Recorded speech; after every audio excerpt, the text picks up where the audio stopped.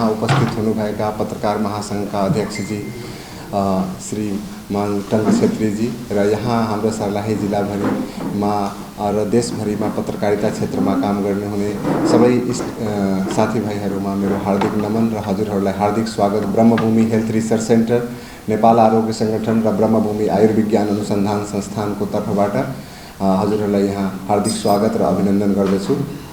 स्वास्थ्य 2023 हामीले एउटा भर्खरै 22, 23, 24 गते हामीले जनकपुरको मिथिला संस्कृति केन्द्रमा हामीले आयोजन गरेका थियौँ। त्यस कार्यक्रममा नोभेम्बर 8, 9, 10 तारिकमा आयोजन भएको थियो, जसमा 25 देशभन्दा बढीका राष्ट्रका आयुर्वेद विद्या र आधुनिक चिकित्सा विज्ञानका विज्ञहरूको समावेशीकरण थियो र आयुर्वेदले विश्वको वैकल्पिक चिकित्सामा कसरी आफ्नो योगदान पुर्याउने, आज पुरै विश्व एक किसिमले एकदमै अक्रान्त भएको अवस्था छ। स्वास्थ्य विधानले कसरी जीवनलाई सुगम बनाउने र सुलभ स्वास्थ्य कसरी उपलब्ध गराउने भन्ने विषयमा पुरा विश्व अहिले चिन्तित छन्, जसमा WHOले पनि जेनेभा समिटमा आफैले आह्वान गरेको छ कि जुन देशमा जुन परम्परागत चिकित्सा प्रणाली छ उसले समाजलाई कसरी वृद्धि विकासमा लान्छ र समाजको आरोग्यतालाई के मूल रूपमा लिएर गर्न सकिन्छ, सबै विश्वलाई आह्वान गर्नुभयो र सबै मेम्बर स्टेटले प्राचीन मानव सभ्यताको विकास सँगसँगै एउटा चिकित्सा विज्ञान पनि मानवको अभिन्न अङ्ग थियो र त्यसको पुरातन इतिहास लिएको हाम्रो राष्ट्र र भारत प्राचीन कालको जुन भारतीय उपमहाद्वीप थियो, भारतीय उपमहाद्वीपका भएका सबै राष्ट्रहरू र नेपाल यसमा एउटा एकदमै श्रेष्ठ भूमिका नेपालको थियो र यहाँबाट पुरा विश्वले आयुर्वेद विज्ञान सिकेर गएर आफ्नो आफ्नो चिकित्सा विज्ञानको स्थापना गर्नुभयो र आयुर्वेद चिकित्सा विज्ञान नै एउटा वैकल्पिक आयुर्वेद चिकित्साको शक्ति भएर विश्वमा एउटा उभरिरहेको अवस्थामा हामीले यसलाई कसरी पहिचान गर्ने र हामीले के स्रोत साधनहरू जुटाएर पुरै विश्वलाई आयुर्वेदको माध्यमबाट चिकित्सा कसरी सफल र सुलभ पुर्याउने भन्ने नाराका साथ हामीले ग्लोबल हेल्थको लागि आयुर्वेदको के कन्ट्रिब्युसन हुन सक्छ भन्ने अवधारणा राखेर थीम राखेर हामीले पुरा विश्वलाई जनकपुरको एउटा ठुलो आयुर्वेदमा इतिहास छ। आयुर्वेदको र विश्व चिकित्सा विज्ञानमा नाक कान गला मतलब घाँटीभन्दा माथिको शल्यक्रिया र त्यसको सम्पूर्ण उपचारको बारेमा आचार्य निमि हुनुहुन्थ्यो। आचार्य निमि राजा जनक विदेह राजको पिताजी हुनुहुन्थ्यो, उहाँ बुवा हुनुहुन्थ्यो र उहाँले नै पुरै विश्वलाई आँख नाक कान घाँटीको उपचार र शिरको उपचार उहाँले नै दिनुभएको थियो र यो हामीसँग अहिले पनि उहाँले गर्नुभएको क्रेडेन्सियलको प्रमाण छ, त्यो शास्त्रहरू छ, त्यो सबै इन्स्ट्रुमेन्टहरूको बारेमा हामीसँग ज्ञान छ, तर हामीले पहिचान गरेनौँ। पुरा विश्वले यो कुरालाई पहिचान गरेर आज फेको सर्जरी र विभिन्न प्रकारका आँखका नाकका घाँटीका क्यान्सरहरूको सर्जरी पनि विश्वबाट हामीले अहिले लिइराखेका छौँ। अहिले पुरा विश्वले जब आयुर्वेदलाई सर्वश्रेष्ठ चिकित्सा विज्ञानको रूपमा मान्न गइरहेका छौँ, हामी नेपाली कहीँ न कहीँ पछाडि छौँ। त्यस कुरालाई हामीले मनमा राखेर एउटा धन्वन्तरी जयन्ती धनको पूजा होइन, त्यस दिन आरोग्यको पूजा गर्नको लागि आदिदेव धन्वन्तरीलाई हामी स्मरण गर्छौँ र हाम्रो वैदिक वाङ्मयदेखि नै आदिदेव धन्वन्तरीको एउटा ठुलो योगदान छ मानव कल्याणको लागि, मानवको स्वास्थ्यको लागि र जीवन रक्षाको लागि। एउटा कहावत छ, शरीर माध्यम खलु धर्म साधनम। शरीर यस्तो माध्यम हो जसले संसारको सबै सुखलाई हामीले प्राप्त गर्न सक्छौँ। शरीरै छैन भने हामीसँग सबै स्रोत साधन छ, त्यसलाई हामीले प्राप्त गर्न सक्दैनौँ। त्यस कारणले गर्दा शरीरको रक्षा, शरीर सँगसँगै शरीरमा भएको पञ्चभौतिक सङ्गठन, शरीरको जुन हाम्रा संरचनात्मक संरचना छ यसको रक्षा र यसमा हामीलाई सञ्चालन गर्ने, हामीलाई निर्वाध गतिले हामीलाई प्राण दिने, हामीलाई ऊर्जा दिने र हाम्रो सबै प्रकारको साधनहरूलाई प्राप्त गराउने हाम्रो मन र एकादश इन्द्रिय, 11 प्रकारको इन्द्रिय छ, 5वटा कर्मेन्द्रिय, 5वटा ज्ञानेन्द्रिय र एउटा उभयात्मक मन। यी सबैको संयोग नै शरीर र जीवन हो र यो जीवनलाई कसरी निर्वाह गर्ने र जीवनलाई कसरी सुगम रूपमा, जीवनको सबभन्दा महत्त्वपूर्ण कुरा छ जीवनशैली, खानपान जसलाई रहनसहन हामी भन्छौँ, जीवनशैली र त्यसपछि हाम्रो जीवनको 4वटा मूलभूत वेदमा भनेको कुराहरू छ, जो वेद भनेको वर्ल्डको एन्सियन्ट मतलब सबैभन्दा प्राचीन, सबैभन्दा तत्त्वपूर्ण र सबैभन्दा प्रमाण भएको विज्ञानको एउटा सार हो। त्यो वेदमा भनेको छ धर्म अर्थ काम मोक्ष। जीवनमा धर्म धारण गर्नुपर्छ, यस्तो धर्म जसले मानव कल्याणको काम गरोस्। धर्म मतलब कुनै रिलिजियस कन्सेप्टको कुरा छैन, यहाँ मतलब धारण गर्ने कुराहरू हाम्रो धर्म। अर्थ यो सबै व्यवहारलाई चलाउनको लागि जुन अर्थ छ त्यो अर्थको बारेमा प्राप्ति गर्न धर्म अर्थ काम, काम डिजायर टु डू समथिङ, मतलब केही कुरा प्राप्तिको लागि अप्राप्तको प्राप्ति गर्ने जुन चाहना छ, इच्छा शक्ति छ, त्यसको संरक्षण, सम्वर्धन र त्यसको प्राप्ति गर्न। र अन्तिम मानव जीवन त हामीले पायौँ, मानव जीवनमा विभिन्न प्रकारका उतार चढावहरू हामी पायौँ, जीवनलाई एउटा मुकाममा हामीले पुर्यायौँ, हामीले आँटेको कुराहरूलाई प्राप्ति गऱ्यौँ र समाजका विभिन्न पक्षमा हामीले कार्य गऱ्यौँ। तर त्यो सबै पक्षमा कहाँ हामी खडा भयौँ, समाजलाई के दिन सक्यो र त्यसपछि हाम्रो अल्टिमेट गोल के हो जीवनको? मानव भएर जन्म लियो, हामी सबैभन्दा सचेतक प्राणी हौँ र हामीले जन्म लिएपछि हाम्रो अल्टिमेट गोल के हो त? हाम्रो वैदिक परम्परा हिसाबले र अहिलेको आधुनिक चिकित्सा विज्ञानले पनि यो मान्न तयार छ कि हामी अल्टिमेट मरेर कहाँ जान्छ? जन्म हुन्छ, मृत्यु हुन्छ, यो कसरी हुन्छ? रिबर्थ के छ? जन्म भएपछि के हुन्छ? त्यो सबै विभिन्न प्रकारको कुराहरू त्यसको अल्टिमेटली वैदिक ज्ञानको अनुसारले मोक्ष प्राप्ति भन्छ। आत्माको परमात्मासँग विलय हुन्छ। जुन हामी आज भौतिक रूपमा छौँ यो आध्यात्मिक रूपमा जान्छ र एउटा यस्तो शक्ति ऊर्जामा परिवर्तन हुन्छ र त्यो ऊर्जाको ज्ञान पनि हामीलाई हाम्रो वेदले, हाम्रो परम्पराले, हाम्रो आयुर्वेदलाई हामीले दिएको छ। यो ज्ञान विश्वको कुनै पनि पैथी, कुनै पनि सिस्टम, कुनै पनि हेल्थ केयरसँग छैन। यो विधालाई कसरी हामीले विश्व सामु पुर्याउने र विदेशको जुन विश्वको जुन व्यय भइरहेछ, आर्थिक क्षति भइरहेछ, आर्थिक, सामाजिक र मानसिक जुन दिन प्रतिदिन जुन क्षति भइरहेछ, मानवीय क्षति भइरहेछ, त्यसलाई हामीले कसरी निरोध गर्न सक्छौँ, त्यसलाई रोकथाम कसरी गर्न सक्छौँ र प्राकृतिक ऊर्जालाई केन्द्रित गरेर हामी मानव जीवनलाई कसरी कल्याण गर्न सक्छौँ भन्ने उद्देश्यले स्वास्थ्य 2023 हामीले अरू ठाउँमा पनि हामीले यो मौका, यो कार्यक्रम गर्नलाई अफर पाएका थियौँ। भारत, श्रीलङ्का, बङ्गलादेश, मरिसस, विभिन्न देशमा, जापानमा। तर हामीले मिथिलाको भूमि जनकपुरमा किन रोज्यौँ, काठमाडौँ नभएर किन रोज्यौँ? मिथिलाको आफ्नै एउटा ठुलो योगदान छ। आचार्य निमीले आयुर्वेद विज्ञानमा यति ठुलो कन्ट्रिब्युसन गर्नुभएको छ कि जुन आजको चिकित्सा विज्ञानले रोबोटिक सर्जरीको युगमा पनि त्यो कल्पनालाई गर्न गाह्रो छ।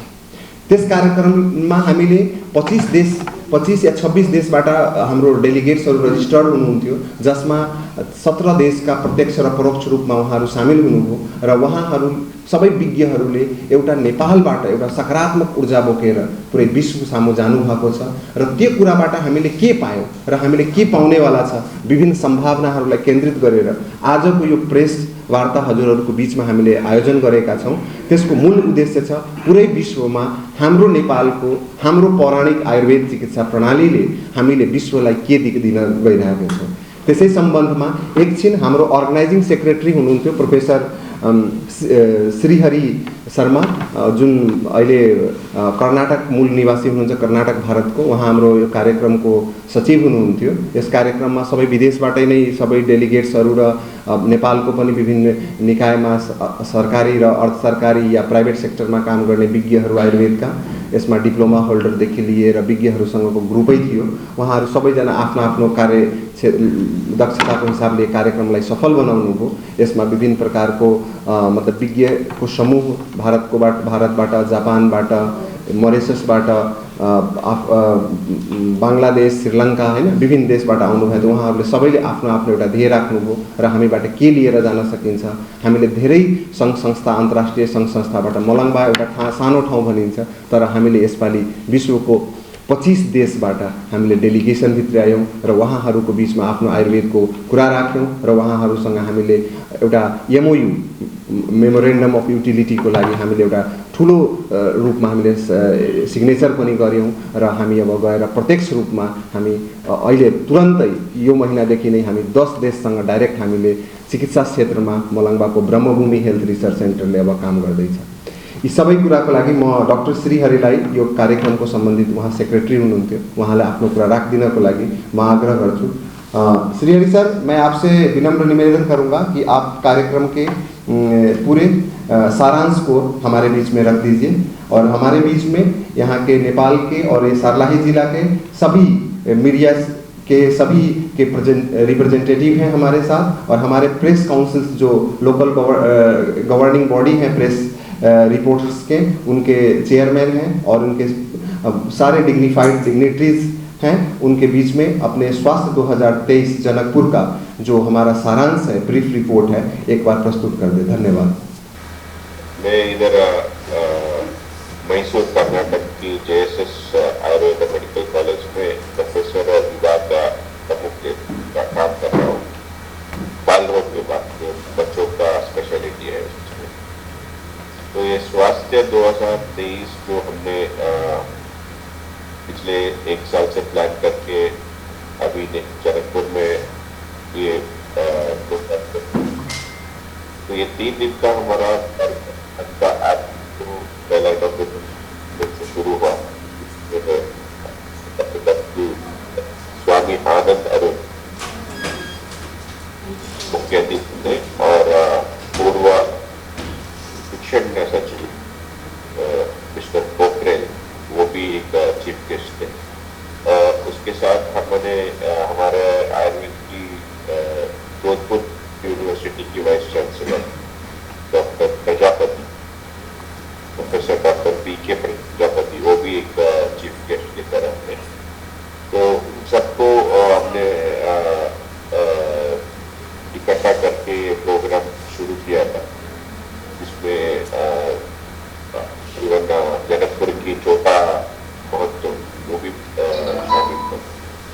इनॉग्रेशन सेशन के बाद हमने कुल मिला के 3 दिन में 12 साइंटिफिक सेशंस जो आयुर्वेद की अलग अलग विभाग के प्रमुख हैं और देश और विदेश में जो अच्छे नाम किए हैं, उनके एक्सपीरियंस है, उनका रिसर्च ज़्यादा है, ऐसे लोगों को बुला के हमने उनका साइंटिफिक सेशन जो नेपाल में पहली बार हो रहा है, जो बड़े मैदान में उनको बुला के हमने उनका गेस्ट स्पीच बनाया था।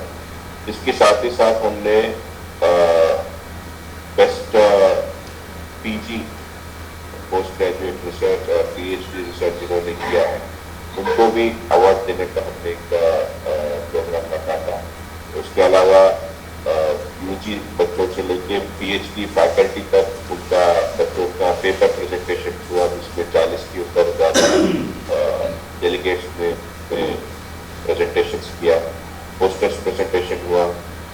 और एक हमने दूसरे दिन में एक बड़ा इंटरनेशनल मीट जिसमें रिप्रेजेंटेटिव्स फ्रॉम डिफरेंट कंट्रीज उनको बुलाया, उनका कंट्री में क्या क्या आयुर्वेद का स्थिति है, परिस्थिति क्या है और उनका प्रमोशन के लिए क्या क्या कर रहे हैं, वो सब डिस्कस किया। जिसके लिए मुख्य अतिथि पूर्व प्रधानमंत्री बाबूराम भट्टराय सर प्रेजेंट थे। तो उनके सामने ये सब डिस्कस हुआ, नेपाल में आगे जाके कैसे ये लेके जाएंगे, एजुकेशन इंस्टीट्यूशन का क्या है, या नेपाल में एक ऐसा सेंट्रल गवर्नमेंट का एक रिसर्च इंस्टीट्यूशन शुरू करने का क्या इसका महत्व है, वो सब चर्चा हुआ। दूसरे दिन की शाम में हमने प्रोफेसर एम.एस. बघेल जो आयुर्वेद की शिक्षण में बहुत बड़े हस्ती है, उनकी स्मृति में हमने अवार्ड डिक्लेयर किया था, जिसमें डॉक्टर हरिद्रथ दवे गुजरात की जो स्टेट आयुष की डायरेक्टर थे उनको ये अवार्ड से हमने सम्मानित किया था। और तीसरे दिन में सुबह में आयुर्वेद में एक पद्मश्री मिला हुआ डॉक्टर कलेंदु प्रकाश, उन्होंने एक जो उनकी एक्सपीरियंस से वो सब शेयर किया था। इसके बाद हमने वायरलेस की फंक्शन में सभी गणमान्यों को सम्मान करते हुए हमारा 3 दिन का कार्यक्रम समाप्त किया। The main takeaways from this conference is Nepal is a source of good herbal and mineral drugs. Nepal में बहुत सारा ऐसा दवाइयाँ प्राप्त हुई है, तो वो सब कोशिश करें कैसे हम उसको इस्तेमाल करके आयुर्वेद को नेपाल में और ज़्यादा प्रसिद्ध करवाए, कोशिश हमने This is a brief list of what we did 3 days in the national conference. So I think Rakesh, this is the brief list. Yeah, thank you very much, sir, for your and you have created a lots of things for this mega event. धन्यवाद। आपने जो इस कार्य में जो contribute किया उसको भी हम नेपाल के लोग कभी भी नहीं भूल पाएंगे, ये हमारे एक स्मृति पटल पे रहेगा और पूरा नेपाल इसके लिए आपको हमेशा कृतज्ञता व्यक्त करेगी, क्योंकि हम लोगों ने जो कार्य किया आज तक ये शायद किसी देश में नहीं हुआ था जो नेपाल से शुरुआत हुआ। और आचार्य निमि के जन्मभूमि जनकपुर से हम लोगों ने पूरा विश्व को आगाज़ किया कि सारे विश्व के स्वास्थ्य के लिए आयुर्वेद एक सर्वश्रेष्ठ और एक सबसे उत्तम चिकित्सा का माध्यम है और इससे सभी प्रकार की चिकित्सा की जा सकती है और ये संभव है और हम लोग आज कर भी रहे हैं जगह जगह। इसका यहाँ से एक उद्घोष हूँ। वर्तमान परिप्रेक्ष्य में जो स्वास्थ्य संस्था है, स्वास्थ्य अनुसंधान केंद्र हैं, उनके सभी लोगों के सरोकार से ये कार्यक्रम सफल हुआ, ऐसे हम लोग मानते हैं और ऐसा फीडबैक भी हमें प्राप्त हुआ है। आज इस कार्यक्रम को समापन करने के लिए हम लोगों ने एक कार्यक्रम किया और ये यहाँ से अभी हम लोग इसको पूरा ब्रीफ रिपोर्ट हम सबमिट करते हैं अभी आप लोगों के बीच में। ठीक है सर, आपने जो समय निकाल के हमें दिया उसके लिए बहुत बहुत धन्यवाद। अब इस कार्यक्रम को हम आगे बढ़ाते हैं। अब यो कार्यक्रमको म विधिवत सारा यसमा के भएको थियो र के हामीले गर्न सक्यौँ र हामीले आगामी दिनमा के गर्न छौँ भन्ने कुराहरूलाई म एक एक गरेर सबै कुरा प्रस्तुत गर्छु। हाम्रो यो कार्यक्रममा साउथ एसियाको एउटा पाकिस्तान बाहेक हैन सबै कन्ट्रीको यसमा सहभागिता थियो र भूकम्पको कारणले गर्दाखेरि विभिन्न देशबाट अरू साथीहरू आउन सक्नु भएन। अचानक भूकम्प आयो र त्यही दिन उहाँहरूको डिपार्चर डेट थियो नेपाल आउनको लागि र त्यस कारणले पनि अब भए त नेपालमा पहिला पनि धेरै क्षति भएको थियो र यसपालिको भूकम्पले पनि नेपाललाई धेरै नै क्षति पुर्याएको छ। त्यो अपूर्ण क्षति हामीले अब भरपाई गर्ने हामीसँग केही स्रोत साधन छैन। तैपनि विश्वका साथीहरू आक्रान्त हुनुभयो र उहाँहरू आउन सक्नु भएन। तैपनि 971 जना हाम्रो आखिरी दिनको कार्यक्रम समापनसम्मको हामीसँग 971 जना इन्टरनेसनल डेलिगेट्सहरू हामी त्यहाँ नेपाली, भारतीय, बांग्लादेश, श्रीलङ्का, बांग्लादेशबाट पनि ठुलो सङ्ख्यामा साथीहरू आउनुभएको थियो। इभेन जापानबाट ठुलो सङ्ख्यामा आउनुभएको थियो, मरिससबाट ठुलो सङ्ख्यामा, श्रीलङ्काबाट ठुलो सङ्ख्यामा, युरोपका धेरै कन्ट्रीहरूबाट एक दुई जना गरेर हैन त्यसरी गरेर 971 जना हामी त्यहाँ थियौँ र सबै 12 साइन्टिफिक सेसनको एउटा मात्र सारांश के आयो भने आयुर्वेद सस्टेनेबल हेल्थ एप्रोचको रूपमा नेपालको वनौषधि र खनिजले नेपाललाई एउटा सर्वाङ्गीन विकासको लागि, नेपाललाई एउटा उन्नतिशील राष्ट्र बनाउनलाई, विकसित राष्ट्र बनाउनको लागि परिपूर्ण एउटा विधाको रूपमा छ भनेर पूर्व प्रधानमन्त्री बाबुराम भट्टराईजीको अध्यक्षतामा इन्टरनेसनल समिट भनेर एउटा कार्यक्रम नै भएको थियो। दोस्रो दिन कार्यक्रममा त्यसमा सबै देशको रिप्रेजेन्टेटिभहरूले उहाँहरूसँग के आयुर्वेदको स्रोत साधन छ, के समस्याहरू छ र त्यसलाई समाधान गर्नको लागि नेपाल एउटा पूर्ण रूपमा विकल्पको रूपमा उहाँहरूले हेर्नुभयो। नेपालको वनौषधि, नेपालको जडीबुटी जुन हामीले भन्छौँ, त्यसपछि यहाँका मिनरल्सहरू, यहाँका खनिज जुन छन्, खनिजबाट औषधि बनाएर पुरै विश्वलाई हामीले निर्यात गर्न सक्ने छौँ र त्यसमा विभिन्न प्रकारका इन्भेस्टर्सहरू विदेशबाट र देशकै विभिन्न प्रकारका उद्योगपतिहरूले पनि यसमा इन्भेस्टमेन्ट गर्ने एउटा मौकाको पाटो हेर्नुभयो र उहाँहरूको कन्क्लुडिङ रिमार्क यो थियो कि this is the great place for development of Ayurveda भनेर उहाँहरूले भन्नुभयो। मतलब यस्तो शब्द सुन्दा पनि आफूलाई एकदमै आनन्द आउँछ कि हाम्रो ठाउँ पनि विश्वले सबैले जानिरहेछ, हामी जान्न सकेनौँ। यसलाई कसरी जनाउनुपर्छ भनेर विभिन्न प्रकारका यस्ता कार्यशालाहरू, गोष्ठीहरू, यस्ता विज्ञहरूको समूहहरूलाई हामी आमन्त्रित गरेर स्थानीय, अहिले हाम्रो गभर्नेन्सको 3 पाटो छ, एउटा स्थानीय, एउटा प्रदेश र एउटा सङ्घीय, यो सबैमा हामीले यो कुराहरूलाई मेसेजको रूपमा हामीले यहाँका राजनेताहरूलाई बताउन सक्यौँ भने, उहाँहरूले बुझ्न सक्नुभयो भने पक्कै नै हाम्रो देशले एउटा नयाँ अहिले आर्थिक क्रान्तिको रूप लिनेछ। जुन आजको अहिलेको वर्तमान परिप्रेक्ष्यमा हामी पुरै विश्वमा एउटा आर्थिक रूपले विपन्न राष्ट्रको श्रृङ्खलामा अगाडि बढिरहेछौँ, त्यसलाई रोक्न, रोकथाम गरेर अगाडि एउटा नयाँ नवीन नेपालको आर्थिक समृद्धिको पाटो हामीले यसबाट देख्न सक्छौँ। अहिले पुरै विश्वमा 50 चाइनाले ट्रेडिसनल सिस्टम अफ मेडिसिन चाइनामा छ। चाइनामा आधुनिक चिकित्सा प्रणाली पनि यत्तिकै राम्रो छ जति हाम्रो ट्रेडिसनल सिस्टम अफ मेडिसिन छ। ट्रेडिसनल मेडिसिनमा केही छैन, डायग्नोसिस जुनसुकै होस्, तर उपचारको लागि त्यहीँको मूल औषधि, वनस्पति, खनिज, पशुपन्छीबाट उत्पादित भएको त्यो कम्पोनेन्टबाट नै औषधि नै बनाइन्छ र पुरै विश्व बजारलाई, चाइना विश्वको सबभन्दा ठुलो जनसङ्ख्या भएको राष्ट्र हुँदाखेरि पनि उहाँहरूले विश्वलाई पनि, आफूलाई पनि युज गर्ने र त्यहाँबाट बाहिर पनि एक्सपोर्ट गरेर अहिले हाम्रै देशबाट मलाई लाग्छ millions of rupees per year हाम्रो चाइना जान्छ सिर्फ ट्रेडिसनल मेडिसिनको नाममा। इभन भारत नेपालको पुरै औषधि बजारमा भारतको ठुलो प्रभुत्व छ, बांग्लादेशको ठुलो प्रभुत्व छ। उहाँहरूको अर्बौं खर्बौं रुपियाँको औषधि हामी मगाउँछौँ, हामी खान्छौँ। इभन चमनप्रास होस्, आँवलाको क्यान्डी होस्, आँवलाको मुरब्बा होस्, आँवलाको जुनसुकै अचार होस्, विभिन्न प्रकारका हामीले भारतबाट निर्यात गरेर खान्छौँ। त्यस स्रोत साधनलाई हामीले जानेर यही निर्माण गर्न सक्यो भने इभन हाम्रो भारत र चाइना दुईटै हाम्रो ठुलो विश्वकै सबभन्दा ठुलो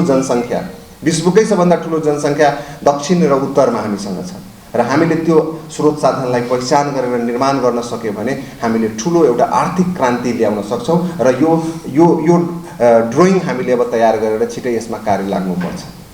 हामीले यो कुरा त्यहाँबाट पायौँ र उहाँहरूले आफ्नो इन्ट्रेस्ट व्यक्त गर्नुभएको छ र हाम्रो प्रयास छ पतञ्जलि योगपीठ अहिलेको इन्डियाको सबभन्दा ठुलो ग्रोइङ मतलब आयुर्वेदा सेक्टर होस् या स्पिरिचुअल सेक्टर होस् या योगा सेक्टर, योगालाई इन्टरनेसनल ब्रान्ड बनाएर पनि योगको राम्रो केन्द्रहरू हामी खोल्न सक्छौँ। अहिले पुरा विश्वमा टुरिज्ममा एउटा हेल्थ टुरिज्म थपिएको छ जसमा मानसिक र शारीरिक शान्तिको लागि सँगसँगै आनन्दले प्रवास गर्न सकियोस्। स्वास्थ्यलाई केन्द्रित गरेर अहिले जीवनशैली सम्बन्धित विभिन्न प्रकार, पहिला के हुन्थ्यो भने हैजा, कालाजार, विभिन्न प्रकारको रोगले गाउँको गाउँ सुन्नुहुन्थ्यो, तर आजको वर्तमान परिप्रेक्ष्यमा नन कम्युनिकेबल डिजिज, त्यो डिजिज एकजनामा छ भने अर्कोजनालाई फैल्दैन, हावामा गएर दूषित गरेर फैल्दैन, तर त्यो रोगको ठुलो महामारी हाम्रो बिचमा आइसकेको छ। जस्तै रक्तचापको समस्या, सुगरको समस्या, अहिले क्यान्सर हामी सुन्थ्यौँ गाउँमा सहरमा कसैलाई एकजनालाई भएको छ, अहिले हरेक 10 जनामा एकजनालाई हामीले क्यान्सर भएको कुरा थाहा पाउँछौँ। त्यो ठुलो हाम्रो लागि चुनौती छ र हामी आज निमुख भएर बसेका छौँ। हामीले जीवनभर कमाएको धन दौलत त्यसमा लगाउँछौँ र त्यसलाई हामीले न रोकथाम गर्न सक्छौँ न त्यसबाट हामी बच्न सक्छौँ। त त्यसलाई बच्नको लागि एकदमै पुरै यो मैले भनेको कुरा होइन, यो कुरा वैज्ञानिकहरूले निचोड निकालेको कुराहरू हो। हामीले सबभन्दा पहिला संयमित जीवनशैली, संयमित भोजन, संयमित जीवनशैलीलाई यदि गर्न सक्यौँ भने हामीले यो प्रकारको स्वास्थ्य बर्डनलाई मिनिमाइज गरेर जिरोमा झार्न सक्छौँ।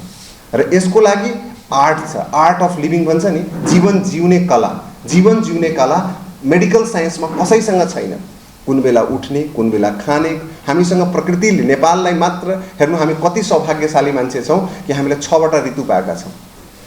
वर्षभरिमा हामीले 6 प्रकारको मौसमी परिवर्तनलाई हेर्छौँ।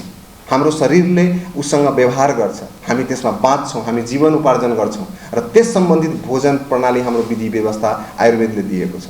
हामीसँग कसरी सुत्ने, कुन बेला खाने, कुन बेला नखाने, हामीले कति बोल्दाखेरि हाम्रो शरीरमा मनमा कस्तो अवस्था उत्पन्न हुन्छ, हामीले कस्तो नकारात्मक कुरा बोल्दाखेरि, नकारात्मक काम गर्दाखेरि हामीलाई कस्तो मतलब लो ग्रेड अफ इनर्जी आउँछ, कति राम्रो काम गर्दाखेरि हामीलाई हाई क्वालिटी अफ इनर्जी आउँछ। यी सबै कुराहरूमाथि हामीले चिन्तन मनन गऱ्यौँ। त्यहाँ वैश्विक समाजलाई हामीले आयुर्वेदको माध्यमबाट नेपालबाट शिक्षा दीक्षा प्राचीन कालमा दिँदै आएको हो। अहिले हामीले त्यो कुरा पाटो अलिकति भुलेका छौँ, किनभने विदेशी आक्रान्ताहरूले जब विभिन्न प्रकारका हाम्रो पुरानो सभ्यता संस्कृतिलाई जब छिन्न भिन्न बगायो, जुन बेला भारतमा मुगल शासन आए, त्यो बेला ब्रिटिसर्सहरू आए, हामी नेपाली पनि उत्तिकै उत्पीडित भएका थियौँ। त्यो बेला हाम्रो समाज पनि त्यत्तिकै डाइभर्स भएका छ। त्यसबाट हाम्रो चिकित्सा विज्ञान, आयुर्वेद, हाम्रो वैदिक परम्पराको ज्ञानहरू पनि त्यत्तिकै लोप हुँदै गयो। कालखण्डले जे गर्यो, तर अहिलेको वर्तमान परिप्रेक्ष्यले पुरा विश्वले हामीलाई एउटा एक नजरले हेरिरहेछ कि हामीले आयुर्वेदले एउटा वैकल्पिक चिकित्साको रूप लिएर हामीलाई जनकल्याण गर्छ, या नेपाल जस्ता देशले, नेपालले ठुलो एउटा कन्ट्रिब्युटरको रूपमा वनौषधिबाट र मिनरल्सबाट उपचार गरेर पुरै विश्वलाई कल्याण गर्छ। हामीले यो कन्फरेन्स 2023बाट यो ठुलो मेसेज हामीले प्राप्त गऱ्यौँ र यसलाई अब कसरी फर्टाइल गर्ने भनेर हामीले ब्रिफ रिपोर्ट प्राइम मिनिस्टर अफिसमा, यस कार्यक्रमको अध्यक्षता प्राइम मिनिस्टरजी गर्दै हुनुहुन्थ्यो। एक दिन अचानक साँझमा 12 बजेतिर उहाँले प्रोग्राममा अलि रिसेड्युल भयो भनेर भन्नुभयो, किनभने यो कार्यक्रम भूकम्प आयो, भूकम्पका कारणले उहाँलाई रोल्पा जानुपर्ने, रुकुम जानुपर्ने अवस्था आयो, त्यस कारणले उहाँ आउन सक्नु भएन। तर उहाँको रिप्रेजेन्टेटिभ प्रधानमन्त्रीजीको मेसेज लिएर गिरिराजमणि पोखरेलजी यो कार्यक्रममा आउनुभएको थियो र उहाँ शिक्षा मन्त्री, स्वास्थ्य मन्त्री भएर पनि काम गर्नुभयो। उहाँले भन्नुभयो, डाक्टर साहब यो सरकारले गर्नुपर्ने काम, यो अन्तर्राष्ट्रिय WHO जस्ता संस्थाले गर्नुपर्ने काम, एउटा ब्रह्मभूमि हेल्थ रिसर्च सेन्टर मलङ्बा, नेपाल आरोग्य सङ्गठन मलङ्बा र ब्रह्मभूमि हेल्थ आयुर्विज्ञान अनुसन्धान, यो तीनटै सर्लाहीको संस्थाले कसरी यति आँट गर्नुभयो र कसरी यो कार्यक्रम सफल गर्नुभयो। उहाँको एउटा कौतूहलता थियो। मैले भने हजुरहरूको आशीर्वाद चाहिन्छ।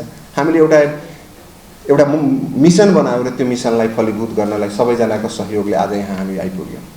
971 जना जुन हाम्रो आतिथ्य ग्रहण गरेर आउनुभएको थियो उहाँ भारतको छिमेक। आजसम्म नेपाल र इन्डियाको पनि आयुर्वेद सम्बन्धित कुनै प्रकारको त्यस्तो ट्रान्सपरेन्ट रिलेसन छैन। हामी बेटी रोटीको सम्बन्ध छ, ओपन बोर्डर छ, हामी आफ्नै गाउँठाउँ भनेर जान्छौँ आउँछौँ, तर इन्टरनेसनली ग्रेडेसनको कुरा आउँछ जब हामी इक्वल छैनौँ, हामी एक अर्कासँग ट्रान्सपेरेन्ट रिलेसनमा छैनौँ। भारतबाट पनि ठुलो ठुलो विज्ञ, विश्वमा पहिलो यस्तो मञ्च थियो जनकपुरको जसमा 3वटा आयुर्वेदको विश्वविद्यालयको भाइस चान्सलर आउनुभएको थियो। मतलब भाइस चान्सलर मतलब उपकुलपति आएर यो कार्यक्रमको शोभामान बढाउनु भयो।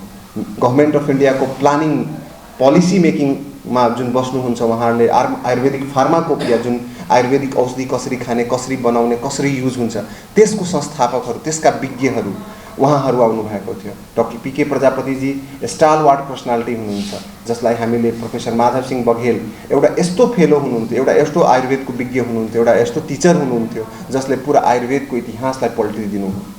एउटा मान्छेले पनि धेरै कुरा गर्न सक्छ। उहाँले हामी जस्तालाई पनि, हामी नेपालमा जुन बेला हामीले पढ्यौँ ब्याचलरभन्दा माथिको पढाइ आयुर्वेदमा थिएन।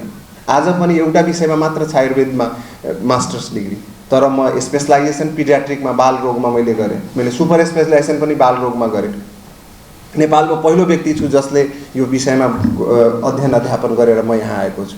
हामी जस्तो मान्छेलाई पुरा दुनियाँले तान्न खोज्छ, तर म पनि आएर एउटा गाउँमा हजुरहरूको सहयोगले, सहकार्यले, दुख सुख आफ्नो बुझेर यहाँ हामीले कार्यक्रम सुरु गऱ्यौँ र आज ब्रह्मभूमि हेल्थ रिसर्च सेन्टर स्वास्थ्य 2023 सक्सेस भयो।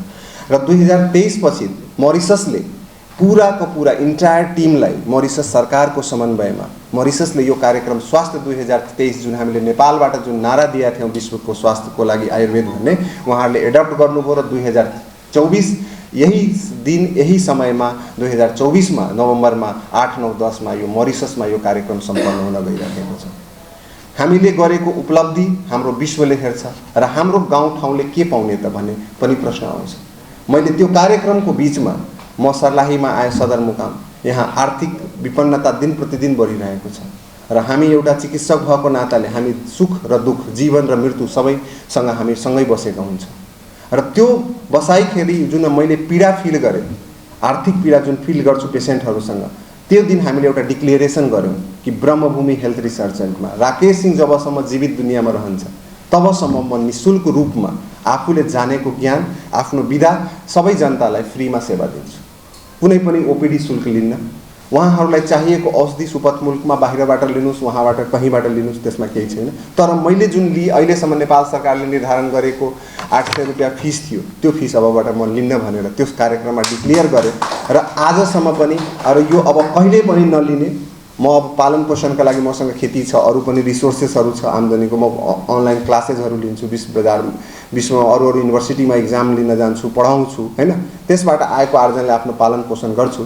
तर जनतालाई एउटा आयुर्वेदको सकारात्मक चिकित्सा मैले कसरी प्रवाह गर्न सक्छु भन्ने एउटा आफ्नो तर्फबाट मैले त्यो आह्वान गरेँ र त्यसलाई हामी इम्प्लिमेन्ट पनि गरिसकेका छौँ। ब्रह्मभूमि ओपिडीदेखि नै हामीले सुरु गरिदिएका छौँ र पछि गएर अझ पनि यसलाई कसरी इम्प्लिमेन्ट गरेर कसरी बल्कमा हामीले आयुर्वेदको अनुसन्धानलाई गाउँ गाउँ, हाम्रो घरको हजुरआमा, हाम्रो पूर्वजहरू 50% आयुर्वेदको ज्ञान उहाँहरू राखेर हाम्रो परापूर्वकालदेखि नै हाम्रो रुगाखोकी लाग्यो, ज्वरो आयो, विभिन्न प्रकारको सबैमा केही न केही वनौषधिबाट होस् या हाम्रो घरमा घरपालुवा जानवरको दूध मूत्र त्यसबाट होस् या कुनै प्रकारको यदि विधि व्यवस्था मिलाएर कुनै खनिज पदार्थ, कुनै गैरिक, कुनै माटो, कुनै पनि रिसोर्सबाट पनि हाम्रो उपचार हुँदै आएको थियो र त्यो एउटा प्रमाणिक थियो। तर के थियो, साइन्स र त्यो प्रमाणको सम्बन्ध थिएन। अहिलेको वैज्ञानिक युगमा हामी आयुर्वेदका विज्ञहरूले त्यसको लागि ठुलो ठुलो संस्थाहरू हामी निर्माण गर्नेछौँ। आउनेवाला 5 सालमा सर्लाही एउटा ठुलो आयुर्वेदको हब बन्छ भनेर हामीले एउटा प्रारूप तयार गरेका छौँ र आयुर्वेदको जडीबुटी संरक्षण सम्वर्धन र स्वास्थ्य सम्वर्धनको लागि आयुर्वेदले र सर्लाहीले एउटा ठुलो कन्ट्रिब्युटरको रूपमा हामी खडा हुन्छौँ र सबैजनाको सहयोग सहकार्य हामीलाई अति नै आवश्यक छ र कहाँ कहाँ हामीले के गर्न सक्छौँ र हजुरहरूसँग के कुरा अवधारणाहरू छ। अब हामी प्रत्यक्ष रूपमा मानसिक महिनाको एकचोटि, महिनामा हरेक महिना एकचोटि हजुरहरूको अलिकति व्यस्त सेड्युल हुन्छ। आज जुन हजुरहरूले जुन समय दिनुभयो हामीलाई र यो कार्यक्रमको शोभा बढाउनु भयो, सहीमा आफ्नो व्यस्तम समयबाट यो विश्वको आयुर्वेदले के गर्न सक्छ भन्ने समयको लागि हजुरको मसँग शब्द छैन, म शब्दमा बयान गर्न सक्दैन यो कन्ट्रिब्युसनलाई। र यो कन्ट्रिब्युसनले एउटा पुरा विश्वले नै एउटा मेसेज पाउँछ। जुन कार्यक्रम काठमाडौँमा संस्थागत रूपमा हुनुपर्ने थियो, राज्यले गर्नुपर्ने थियो, त्यो कार्यक्रम हाम्रो एउटा सानो संस्थाले हामी गाउँबाट सुरु गर्यौँ। मतलब अब सहरसम्म यो राजधानीसम्म जान्छ यो कार्यक्रमको रूपरेखाहरू। र त्यसमा सम्मिलित भएका सबैजना प्रत्यक्ष र परोक्ष रूपमा जतिजनाले सहयोग गर्नुभयो उहाँहरूलाई पनि यहीँबाट म कृतज्ञता व्यक्त गर्दछु। र यो कार्यक्रमको हाम्रो मूल उद्देश्य थियो पुरै विश्वलाई आयुर्वेदको जीवनशैली र त्यसबाट उपचार त सेकेन्ड पार्ट हो छ। पहिला त हामी संरक्षण, स्वास्थ्यलाई संरक्षण गर्नुपर्छ। आयुर्वेदले भन्छ स्वास्थ्यस्य स्वास्थ्य रक्षणम, स्वस्थ व्यक्तिलाई कसरी स्वस्थ राख्ने। र स्वस्थ व्यक्तिलाई स्वस्थ राख्नको लागि आजबाट म हजुरहरूलाई आग्रह गर्छु एउटा मिसन बनाउनुहोस् आफ्नो जीवनको लागि। हामीहरू खाना खान्छौँ, हामी रोगी तय पनि हुन्छौँ हैन, औषधि खान्छौँ, हामी तय पनि रोगी छौँ। र रोगी हुँदाखेरि खाएको औषधिले केही लक्षणलाई मात्र शान्ति दिन्छ, तर एकचोटि हामीले आयुर्वेद सम्बन्धित जीवनशैलीलाई आत्मसात कसरी गर्न सकिन्छ त्यसको मोड्युल हामीसँग छ, त्यसको तालिमको विधि छ। हामीले निःशुल्क रूपमा, तपाईहरू समाजको अगुवा हुनुहुन्छ, तपाईहरू मोडल हुनुहुन्छ, तपाईहरू एउटा रिसोर्सफुल पर्सनालिटी हुनुहुन्छ, तपाईहरूलाई हामीले ट्रेन गर्न चाहन्छौँ, तपाईहरूलाई एउटा हेल्थ मोडल बनाउन चाहन्छौँ। त्यो हेल्थ मोडलले हाम्रो पहिला तपाईलाई, त्यसपछि तपाईँको परिवारलाई, तपाईँको छिमेकी आसपासको घर परिवारको सदस्यहरूलाई, छिमेकीलाई र सबै समाजलाई हामी एउटा स्वस्थ कसरी राख्न सक्छौँ त्यस अवधारणामा हामीले अब काम गर्नुपर्नेछ। हामी विभिन्न सङ्घ संस्थाबाट जुडेका छौँ, सबैको एउटा निर्मल उद्देश्य हुन्छ कल्याण। र त्यो कल्याणलाई हामी सबैजना मिट गरेर एक ठाउँमा आएर एउटा ठुलो शक्तिको रूपमा हामीले ड्राइभ गर्न सक्यौँ भने योभन्दा ठुलो कल्याण हाम्रो केही हुन सक्दैन। त्यसकारण यो कार्यक्रमको 12 सेसनको म एकैछिनमा दुई तीन लाइनमा म यसलाई सर्टकटमा भन्न चाहन्छु। त्यो 12 सेसनमा के थियो? एउटा त ग्लोबलाइजेसन अफ आयुर्वेदा थियो थिम हाम्रो। ग्लोबलाइजेसन मतलब विश्वमा आयुर्वेदलाई कसरी स्थापित गर्ने र कहाँ खाँचो छ, कहाँ कमी कमजोरी छ र कसरी हामीले स्रोत साधन जुटाएर अगाडि बढ्ने, एउटा ग्लोबलाइजेसनको माथि हामीले यो वर्कसपमा काम गऱ्यौँ। दोस्रो थियो प्रिभेन्टिभ हेल्थ, जसलाई प्रिभेन्टिभ हेल्थ कस्तो भनेको जस्तै रोगै नहुन दिने। रोग त हुनु त पछिको कुरा, उपचार चाहिन्छ। एक्सिडेन्ट भएपछि मात्र नै इमर्जेन्सी हस्पिटल चाहिन्छ। इमर्जेन्सी त्यस्तो एक्सिडेन्टै नहुन दिनलाई, स्वास्थ्य एक्सिडेन्ट नआउन दिनलाई के गर्न त त्यसलाई रोक्दा, त्यसलाई प्रिभेन्टिभ हेल्थ हामीले भन्छौँ। त्यसको लागि के गर्न सकिन्छ त त्यसमा आहार विहार, ऋतुचर्या, दिनचर्या, रात्रिचर्या जुन आयुर्वेदले दिएको छ। ऋतुचर्यामा त ऋतु अनुसारले के काम गर्ने, के खाने, के बस्ने, के गर्ने, कसरी खेल्ने, कसरी सुत्ने, कसरी जाग्ने, कसरी काम गर्ने, कसरी व्यवहार गर्ने, यी सब कुराहरूको ट्रेनिङ छ त्यसमा। त्यसपछि ऋतुको हिसाबले क्लाइमेट चेन्ज हुन्छ, मौसम चेन्ज हुन्छ। मौसमले शरीर एउटा आयुर्वेदको यत्र पिण्डे तत् ब्रह्माण्डे, यो ब्रह्माण्डमा जति प्रकृतिका अंशहरू छन् जस्तै एउटा यो पिण्ड हो शरीर, यो पिण्डमा पनि त्यस्तै अंशहरू छ। र त्यो अंशले कसरी दुईटैको रिलेसन कसरी मेन्टेन गरेर हामीले राख्ने त्यो एउटा ज्ञान हो। त्यो ज्ञानबाट हामी टाढा छौँ। कुन ऋतुमा कुन फल खाने, कुन बेलुका फल खाना हुन्छ कि हुँदैन, राति फल खाना हुन्छ कि हुँदैन, कुन अनाजले शरीरमा गएर ग्यास बनाउँछ, कुन अनाजले गएर खाएपछि जस्तोसुकै खायो कुनाले पचाएर ग्यासबाट निर्मूल बनाउँछ, कुन खानाले मुटुको चाल बढाउँछ, कुन खानाले मुटुको चाल घटाउँछ। यी सब आहारमा आउँछ। आहार परिकल्पनाको विशेष आयतन आयुर्वेदमा वर्णन छ र त्यसलाई कसरी हामीले जान्ने त्यो एउटा हाम्रो टुल्स हुनु पर्यो र पुरै विश्व सामु यो कसरी लान सकिन्छ। आहार, त्यस्तै विहार भयो, फिजिकल एक्टिभिटिज रिलेटेड अल एस्पेक्ट्सहरू त्यस विहारमा आउँछ। हामीले गर्ने कार्यकलापहरू, हामीले नाच्ने, खाने, गाउने यी जति विधि व्यवस्थाहरू छन् त्यसमा आउँछ। र योग, शरीरको ब्यालेन्स राख्नको लागि आयुर्वेद जडीबुटी वनौषधिबाट र जीवजन्तुबाट उत्पादित औषधि त भयो। त्यसपछि योगलाई के भन्छ? योगको अष्टाङ्ग योग, 8 प्रकारको योगको अष्टाङ्ग योगको यम नियम विभिन्न प्रकारको क्लासिफिकेसन छ र त्यसबाट कसरी गएर हामीले ध्यान धारणा र समाधिको अवस्था आउँछ जुन हामीले यो मोक्ष भन्यौँ नि, यो मोक्ष कसरी प्राप्त गर्न सक्छौँ। आयुर्वेदको जीवनशैली र यसको सिस्टमले हामी अगाडि बढेर योगलाई अपनाएर हामी पूर्ण रूपलाई स्वास्थ्य लाभ पाएर हामी कसरी मोक्ष प्राप्ति गर्ने भने यो समाधितिर लाने यो एउटा विधि व्यवस्था छ। त्यसलाई पनि हामीले जान्नुपर्छ र हामीले आफ्नै ठाउँबाट सुरुवात गर्यो भने हामीले यसमा इन्डियन एकाडेमी अफ पिडियाट्रिक मतलब एसियाको सबभन्दा ठुलो नेटवर्क भएको एउटा संस्थासँग हामीले नेपाल आरोग्य सङ्गठन र ब्रह्मभूमि हेल्थ रिसर्च सेन्टर मलङमाले एउटा ट्रायङ्गुलर हामीले एमओयू गरेका छौँ र त्यो एमओयूले के गर्नेवाला छ भने हाम्रो अहिले सर्लाही जिल्लाको सबै स्कुलमा हामीले प्रिभेन्टिभ हेल्थ क्लिनिक सुरु गर्दैछौँ और फ्री अफ कस्ट। त्यो एग्रिमेन्ट हाम्रो भइसकेको छ र हामीले हजुरहरूको माध्यमले त्यो हामी सबै स्कुलहरूमा गएर हामीले प्रिभेन्टिभ हेल्थ क्लिनिक स्कुलमा सुरु गर्छौँ।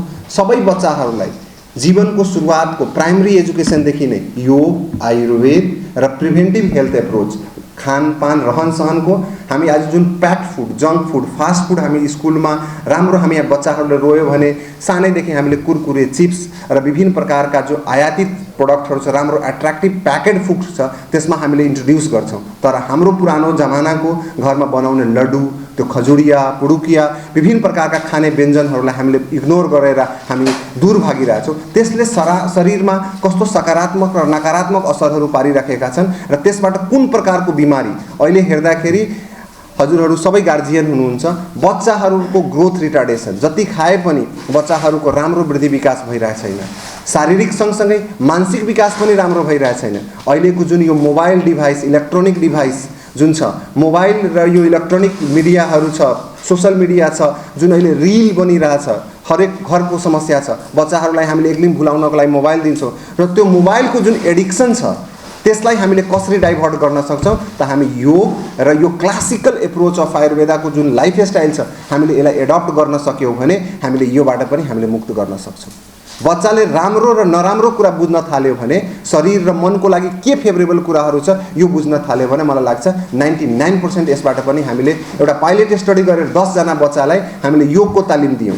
एउटा हामीले रिसर्च पाइलट स्टडी गऱ्यौँ, 10 बच्चालाई दियो। त्यो बच्चाहरू मोबाइलको न्यूनतम प्रयोग गर्छ, जुन 8 घण्टादेखि 9 घण्टा मोबाइल युज गर्थ्यो, त्यो बच्चा अहिले कुनै बेला यस्तो छ्यास कसैको फोन आयो, भिडियो कल हेऱ्यो मात्रै, त्यसपछि उनीहरूले मोबाइल युज गरिरहेछन्। त्यो बच्चाहरू पनि मलङमैको छ।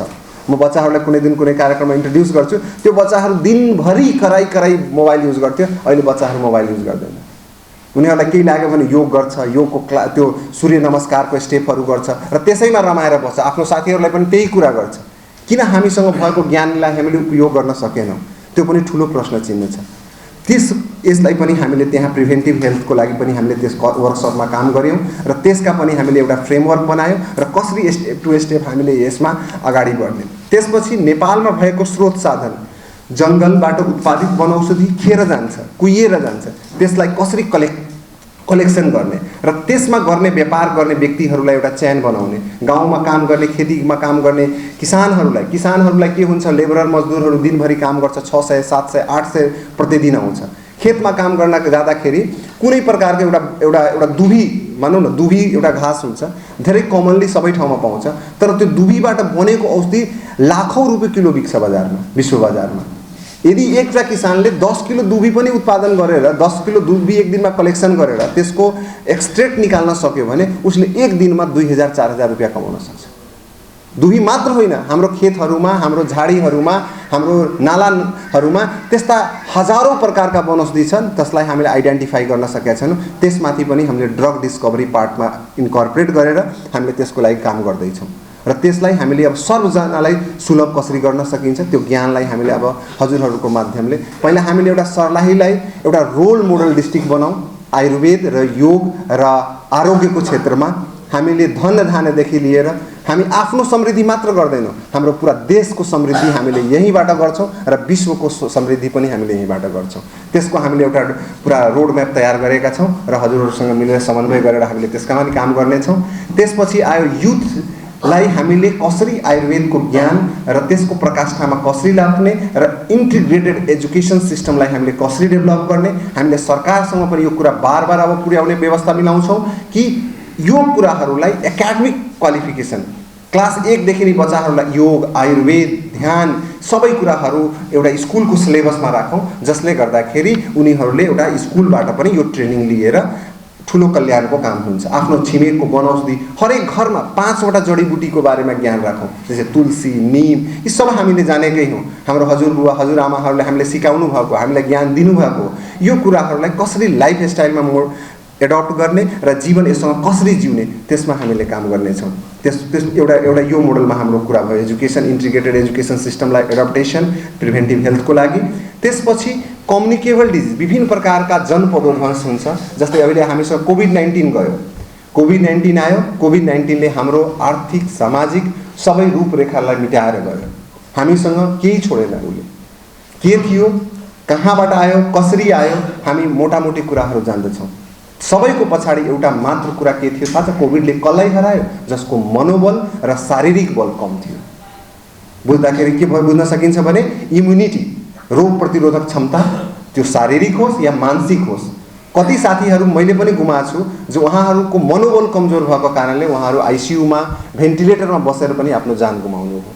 एउटा किसान जसले कुनै उपचार पाएन, म यथार्थ भन्दैछु यो मञ्चबाट, एउटा चिकित्सक भएको नाताले हामी पनि रुन्छौँ भित्र बसेर कहिलेकाहीँ, उपचार पाएन, कोभिडको एकदमै सङ्क्रमित अवस्थामा उपचार पाएन र घरमा गएर अदुवा दुध खाएर हैन जे स्रोत साधन थियो त्यसैमा रमाएर उसले आफ्नो जीवन बचाउन सक्यो। तर हाई क्लास हस्पिटलको इन्टेन्सिभ केयरमा गएर जुन व्यक्ति हाई प्रोफाइल हुनुहुन्थ्यो, मानसिक रूप कमजोर थियो, मनले कमजोर हुनुहुन्थ्यो, उहाँले जान गुमाउनु हो। हामी जस्ता देशका मान्छे कोभिडको जस्तो भयावह परिदृश्यमा जान बचाउनेवाला कोही थिएन, हामीसँग केही रिसोर्सेस थिएन। यो कुराहरू मभन्दा बढी हजुरहरू परिपक्व हुनुहुन्छ, जान्नुहुन्छ। तर हामी कसरी बच्यौँ? हाम्रो भित्रको रोग प्रतिरोधक क्षमता र हाम्रो मानसिक क्षमताले हामीलाई बचायो। हामीले औषधि भ्याक्सिनेसनले बचाएन। भ्याक्सिनेसन्स मेडिकेसन्सले हामीलाई एउटा प्रिभेन्टिभ सपोर्ट दियो, एउटा सपोर्ट दियो, तर भित्रबाट जुन हाम्रो रोग प्रतिरोधक क्षमता थियो, जुनसुकै मौसममा हामी बाँच्न सक्ने, जुनसुकै परिस्थितिमा बाँच्न सक्ने, खुस रहन सक्ने हाम्रो भित्रको क्षमता थियो, त्यसले हामीलाई बचायो। त्यस्ता विभिन्न प्रकारका कालान्तरमा हामीसँग घटना आएका छन् र गएका पनि छन् र आउनेवाला पनि छन्। सम्भावनाहरू, विभिन्न प्रकारको अक्रान्तिहरू हामी बिचमा आउनेवाला छ। त्यसलाई कसरी मोडलको रूपमा हामीले प्रिभेन्टिभ एप्रोचलाई, सस्टेनेबल हेल्थलाई कसरी डेभलप गर्ने भन्ने कुरा हाम्रो अर्को निर्णयमा थियो। त्यसै गरेर पुरै विश्वसम्म, अब पुरा विश्व आयुर्वेद पढ्नको लागि भारतमा आउँछ। के नेपालमा हामीसँग रिसोर्सेस छैन? हामीले नेपाल सरकारलाई, स्थानीय सरकारलाई अब समन्वय गरेर हामी विश्वबाट स्टुडेन्ट बोलाउँ, जसलाई आयुर्वेद पढ्नु छ नेपालले पढाउँछ, नेपालको स्थानीय सरकारले पढाउँछ, त्यस्तो माहौल पैदा गर्नु पर्यो। त्यस्तो माहौलले के हुन्छ भने यहाँ इन्भेस्टर्सहरू आउँछ, बाहिरी धन आउँछ, धनले देशको विकास हुन्छ र यहाँ आएपछि उहाँहरूले जीवनयापन गर्ने खर्चदेखि लिएर विभिन्न प्रकारका खर्चहरूले नेपाललाई एउटा धान्य शक्तिको रूपमा एउटा वृद्धि विकास गराउँछ। यसपछि ग्लोबल हेल्थ कन्ट्रिब्युटर इन्डेक्समा हामी कहीँ छैन। हामीले आजसम्म जीवन प्रयत्न नेपालले जबसम्म हाम्रो कन्स्टिट्युसनली हामी डेभलप भयो तबदेखि आजसम्म हामीले विदेशी एड र हेल्थ पोलिसी, विदेशी एडको आधारमा, विदेशी दानको आधारमा हाम्रो स्वास्थ्य प्रणाली चलिराखेको छ धेरैजसो कार्यहरू।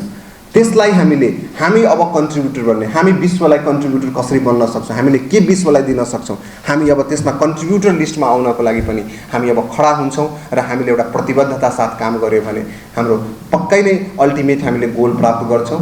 र हामीले यी सबै म्यासेजहरूलाई केन्द्रबिन्दु गरेर केही टेक्निकल कुरा, रिसर्चका कुराहरू छन्, अरू 8वटा सेसनमा स्पेसली रिसर्चको कुराहरू छ कि बाल रोगमा, गर्भावस्थामा जुन थाहा छ आइभीएफ फेल भएको, जसले टेस्ट ट्युब बेबी हामीले भन्छौँ, आइभीएफ विधि हुन्छ सबभन्दा महँगो टेस्ट ट्युब बेबी बच्चा पाउनको लागि।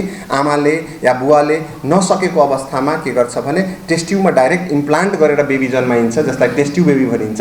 त्यो टेस्ट ट्युब बेबी बनाउनको लागि लाखौँ खर्च गरेर त्यो पनि नरहेको, त्यसको ज्वलन्त उदाहरण हाम्रै जिल्लाका केही पेसेन्टहरू छ। सामान्य आयुर्वेदिक औषधिको 1 महिनादेखि 3 महिनाको प्रयोगले, यही खोडियाको एउटा वडाध्यक्ष, अहिले वर्तमान वडाध्यक्ष हुनुहुन्छ म विजय राय भन्ने, 15 वर्ष कि 18 वर्ष भइसक्यो थियो, बच्चा कन्सिभ गरिरहनु भएको थिएन।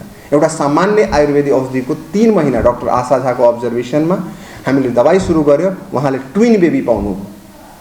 त्यसपछि दोस्रो पल्ट पनि कन्सिभ गर्नुभयो। त्यस्ता कयौँ हजारौँ डिफ्रेन्सेसहरू छ। एउटा सामान्य हाम्रै ठाउँमा, हाम्रै यहाँ उपस्थित चिजहरूलाई हामीले इन्कर्पोरेट गरेर हामीले त्यो गर्न सक्छौँ। भन्नुको तात्पर्य के हो भने पहिला 8वटा स्पेसलाइज डिपार्टमेन्टमा आयुर्वेद थिए, अब गएर 14वटा स्पेसलाइज डिपार्टमेन्ट भयो। आँख, नाक, घाँटी, शल्यक्रियादेखि लिएर विभिन्न प्रकारका उपचारका विधि व्यवस्थाहरू छन् र यी विधि व्यवस्थाहरूलाई हामीले कसरी फर्टाइल बनाउने, कसरी डेभलप गर्ने कुराहरूमा अब लाग्नुपर्ने छ भनेर हामीले पुरै विश्वका शक्तिहरूसँग मिलेर हामीले एकबद्ध भएर कमिटमेन्ट गरेका छौँ। र यो कमिटमेन्ट सँगसँगै यो 3 दिवसीय हाम्रो जुन 8, 9, 10 नोभेम्बरको 22, 23, 24 कार्तिकमा जुन जनकपुरको हामीले एसेम्ब्लीको जुन ब्रिफ रिपोर्ट छ, हामीले प्रधानमन्त्री कार्यालयदेखि लिएर विभिन्न सरोकारवाला सङ्घ संस्थाहरूलाई हामीले रिपोर्ट पठाएका छौँ। र यो कार्यक्रमको हामी यहाँबाट त्यो बेला हामीलाई बहुत भिडभाड थियो र बहुत वर्क प्रेसर थियो, हामीले जनकपुरमा गर्न सकेका थिएनौँ प्रेस मिट। त्यस कारणले मैले सोचेँ म प्रकाशजीसँग कुरा गरेँ। प्रकाशजी नेपाल आरोग्य सङ्गठनको बैलबाँस शाखाको अध्यक्ष हुनुहुन्छ र उहाँसँग हामी धेरैचोटि ब्लड डोनेसन क्याम्पदेखि लिएर धेरै हेल्थ एजुकेसन, स्कुल एजुकेसन र प्रिभेन्टिभ एप्रोचका कामहरू हामीले सुरु गरेका थियौँ। आई सर्जरीको काम हामीले सर्लाहीमा हामीले सायद 3000 जति मान्छेलाई हामीले लेन्स प्रत्यारोपण लास्ट इयर हामीले गरेका थियौँ, निःशुल्क लेन्स प्रत्यारोपण। र ब्रह्मभूमि हेल्थ रिसर्च सेन्टरले फाइनेन्सियल सपोर्ट गरेर त्यो कार्यक्रम हामीले गरेको थियौँ। बलरामा एउटा क्याम्प थियो, उता त हस्पिटलै पछि खोलियो उहाँहरूको सहयोगमा। बेलबाँसमा आँखाको अस्पतालै निर्माण भइसकेको छ अहिले। त्यस्तै गरेर हामीले कार्यक्रम गरेका थियौँ र विभिन्न प्रकारका यस्ता कार्ययोजनाहरू छ। हामी एउटा ड्राइभ बनाएर हामी एउटा सर्लाहीलाई कसरी हामीले इन्टरनेसनल ग्रेडमा लाने र कसरी हामीले आर्थिक सम्पन्नताको लागि आयुर्वेदलाई प्रयोग गरेर आफ्नो स्वास्थ्य र देशको स्वास्थ्यलाई कसरी र विश्वको स्वास्थ्यलाई के गरेर हामीले एउटा कमिटमेन्ट गरेका छौँ।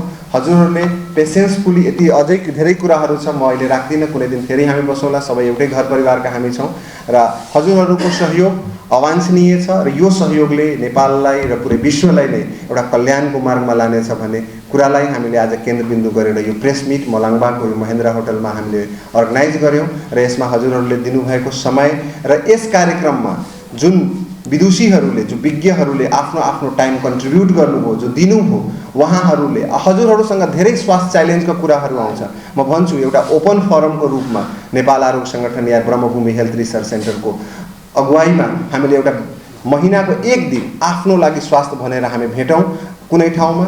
हामीले जति सहयोग गर्नुपर्छ, जे मोडल ट्रेनिङ दिनुपर्छ, ट्रेनिङको सबै मोड्युल छ। हामी विदेशमा जुन ट्रेनिङ दिइरहेछौँ आयुर्वेद सम्बन्धी, त्यो सबै ट्रेनिङ पहिला म भन्छु हजुरहरू सबै एक एक गरेर ग्रुप बनाउनुहोस्, 5-5 जना 10-10 जनाको। हामी एकचोटि सुरु गरौँ, यथाशीघ्र सुरु गरौँ, आफ्नो लागि आफ्नो स्वास्थ्य भनेर हामी सुरु गरौँ र त्यसबाट कसरी फाइदा हुन्छ त्यसलाई हामीले आत्मसात गरेर हामी पुरै समाजमा लगाउँ। यो कुरालाई यसमा कुनै प्रकारको इन्भेस्टमेन्ट छैन, कुनै प्रकारको धनराशिको क्षति छैन। समय जरुर लाग्छ तर त्यो समयले एउटा कल्याणकारी हामीलाई बनाउँछ। त्यस कारणले गर्दाखेरि यो कार्यक्रमलाई समापनको घोषणा गर्दिन म प्रकाश। एक त्योभन्दा अगाडि म हजुरहरूलाई आग्रह गर्छु, केही स्वास्थ्य सम्बन्धित केही जागरुकता, केही कुराहरू हजुरहरूको मनमा छ भने प्लिज सेयर गरौँ। त्यसलाई हामी गरेर हामी कसरी यसलाई गर्न सक्छौँ हामी राख्छौँ। र यस कार्यक्रममा आउनुभयो यसको लागि धेरै धेरै साधुवाद र धन्यवाद भन्दै म आफ्नो बानीलाई यही विराम गर्छु। धन्यवाद।